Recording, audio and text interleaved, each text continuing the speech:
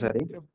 చెప్పు. విషయం ఏంటంటే ఇప్పుడు కులగణన ప్రకారం రిజర్వేషన్లు ఖరారు అవుతాయా లేకపోతే మతం ప్రకారం రిజర్వేషన్లు ఖరారు అవుతాయా అన్నది పాయింట్. నువ్వు చెప్పాల్సింది ఏంది? కులగణన పాయింట్ ఏం చెప్పినంటే కులగణన నేను వ్యతిరేకిస్తలేను, కానీ అన్ని మతాలలో ఉన్న కులాల గణన కావాలి. తుర్కోల దాంట్లో 59 కులాలు ఉన్నాయి, క్రిస్టియన్ దాంట్లో గిన్ని కులాలు ఉన్నాయి. ఇప్పుడు బీసీ కులగణాన్ని పక్కన టాగ్లైన్ పెడుతురు. మన రాహుల్ గాంధీ గారు జనగణన అని పేరు పెట్టారు దానికి.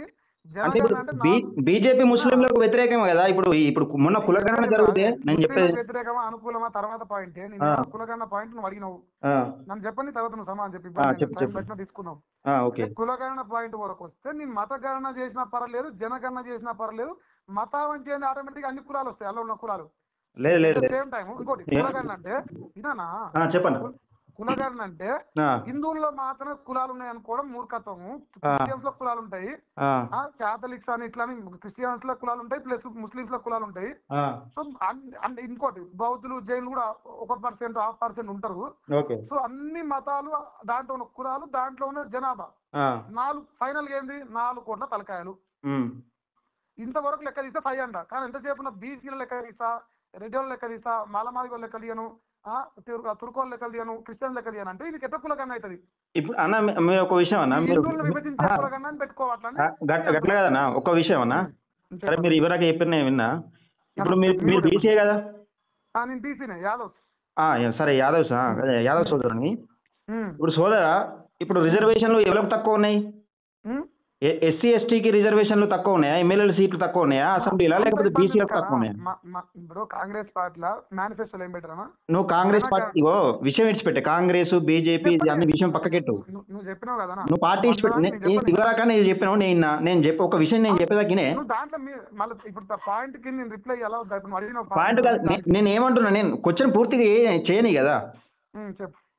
ఇప్పుడు నువ్వు అన్నావు ఇవ్వరాక చెప్పినావు మతాలు అన్నింటిలో అన్ని ఒక మన హిందూ మతం కదా, అన్ని మతాలలో వేరే మతాలు ఉన్నాయి, క్రిస్టియన్స్ ఉన్నాయి, అన్ని మతాలు గుర్తించాలన్నావు కదా. ఇప్పుడు రిజర్వేషన్ల గురించి మాట్లాడుతున్నావు కదా, కులగణన కూడా అన్నిట్లలో జరపాలి, ఎస్సీలలో జరపాలి, అన్నిట్లలో జరపాలి అంటున్నావు కదా. ఇప్పుడు అసెంబ్లీలో తెలంగాణ అసెంబ్లీ తీసుకుందాం. ఎస్టీలు ఎంతమంది ఉన్నారు, ఎస్సీలు ఎంతమంది ఉన్నారు, బీసీలు ఎంతమంది ఉన్నారు, ఓసీలు ఎంతమంది ఉన్నారు? ఇక్కడ నష్టపోయేది ఎవరు నష్టపోతాడు? బీసీలు నష్టపోతారు. నువ్వు దేనికి జరగాలి కులగణన దేనికి జరిగితే మన జనాభా ప్రకారం మనకు రిజర్వేషన్ లేదు కాబట్టి కులగణన జరగాలి, బీసీ గణన జరుగుతూనే బీసీలకు తగిన వాటా దొరుకుతుందని కొట్లాడుతున్నారు విషయం. మీరు ఆ సబ్జెక్ట్ డైవర్ట్ చేయడానికి కోసం మత గణన చేయాలి. మత గణన ఇప్పుడు మతంలో లెక్కించాలని మతం ద్వారా రిజర్వేషన్ పెరిగానా?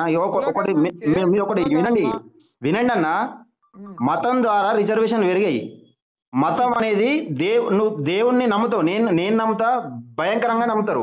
ఒకవేళ బీజేపీ నినాదం నిజంగా హిందువుల రాజ్యమే రావాలనుకుంటే కేసీఆర్ హిందువే, రేవంత్ రెడ్డి హిందువే, వీళ్ళందరూ హిందువే. అంటే ఆల్రెడీ హిందూ రాజ్యమే నడుస్తుంది. చెప్పేది నేను చెప్పేది హిందూ రాజ్యమే నడుస్తుంది. బీజేపీ స్టాండ్ ఏంటిది అసలు బీసీ కులగణన పైన? ఇది ఫస్ట్.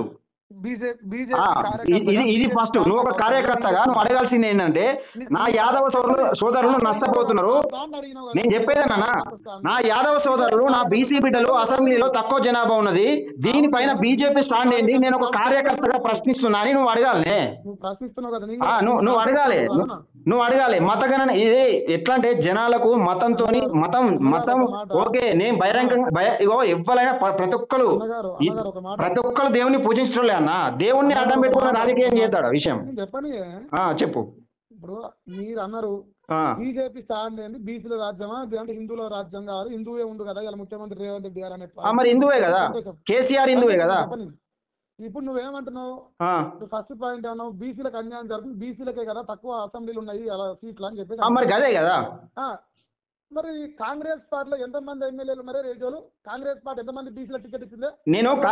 నేను కాంగ్రెస్ కార్యకర్తగా మాట్లాడతలేనన్నా, ఒక సామాన్య ప్రజలుగా మాట్లాడుతున్నా. ఇప్పుడు నేను ఒక సామాన్యంగా మాట్లాడుతున్నా. ఇప్పుడు కాంగ్రెస్ ఏం నాది కాదు. నేను కాంగ్రెస్ గురించి నేనేం బట్టలు చింపుకోవడానికి ఫోన్ చేయలేదు. మన అమ్మ ముగ్గురిని అన్నప్పుడు అన్న విషయం ఇనే, నేను కాంగ్రెస్ గురించి ఇప్పుడు నేను చెప్పేది కదే కదా. కాంగ్రెస్ ఎమ్మెల్యేలు కాదు, రేపు టీఆర్ఎస్ వచ్చినా బీసీలకు అన్యాయం జరుగుతుంది, బీజేపీ వచ్చినా బీసీలకు అన్యాయం జరుగుతుందని నేనంటే, నువ్వు కాంగ్రెస్ కాదు, కాంగ్రెస్ కి అన్యాయం జరుగుతుందని నేను చెప్తాను. ఇప్పుడు కాంగ్రెస్ ప్రభుత్వం ఉన్నా అన్యాయం జరుగుతుందా? నిజంగా ఇప్పుడు అంటున్నావు కదా, కాంగ్రెస్ పార్టీలో నిజంగా కులగణనకు అనుకూలంగా ఉండే మనిషి అలా ఉంటే గారిది ఆడు ఏం చేయాలంటే ఇగో బీసీల రాజ్యం అన్న కాంగ్రెస్ ఫస్ట్ ఆఫ్ ఆల్ ఇదొకటి అన్న, మీరు ఆ. ఇప్పుడు సరే ఎవరైనా కానీ జర్నలిస్టులు అన్నప్పుడు సమాజానికి మంచి ఒక సందేశం ఇవ్వాలి, మంచి ఒక మాకు మాట సందేశం నిలపాలి. నేర్పించిన ఆయన